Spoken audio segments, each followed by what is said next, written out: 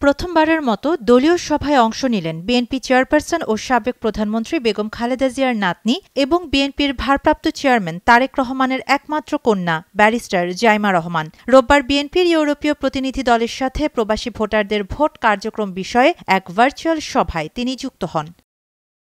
সামাজিক যোগাযোগ মাধ্যমে ছড়িয়ে পড়া ৩৯ সেকেন্ডের এক ভিডিওতে দেখা যায় জাইমা রহমান ভার্চুয়াল সভায় উপস্থিত সবাইকে ধন্যবাদ জানান। এ সময় সভার কাজ দ্রুত এগিয়ে নেয়ার উপর জোর দেন তিনি। সভায় বিএনপির সিনিয়র যুগ্ম মহাসচিব রুহুল কবির রিজভী, বিএনপি চেয়ারপারসনের উপদেষ্টা ও সুপ্রিম কোর্ট আইনজীবী সমিতির সভাপতি ব্যারিস্টার এএমএম মাহবুব উদ্দিন খোকন এবং বিএনপির মিডিয়া সেলের আহ্বায়ক ডাক্তার মওদুদ হোসাইন আলমগীর পাভেল উপস্থিত ছিলেন। দলীয় সূত্র বলছে, জাইমার এই উপস্থিতি বিএনপির ভবিষ্যৎ রাজনীতির জন্য নতুন মাত্রা যোগ করেছে। লন্ডনের লিংকনস ইন থেকে বার অ্যান্ড ল সম্পন্ন করেছেন জাইমা রহমান। ব্যারিস্টারি পাশ করার পর থেকেই তাকে ঘিরে নেতাকর্মীদের প্রত্যাশা অনেক বেড়েছে।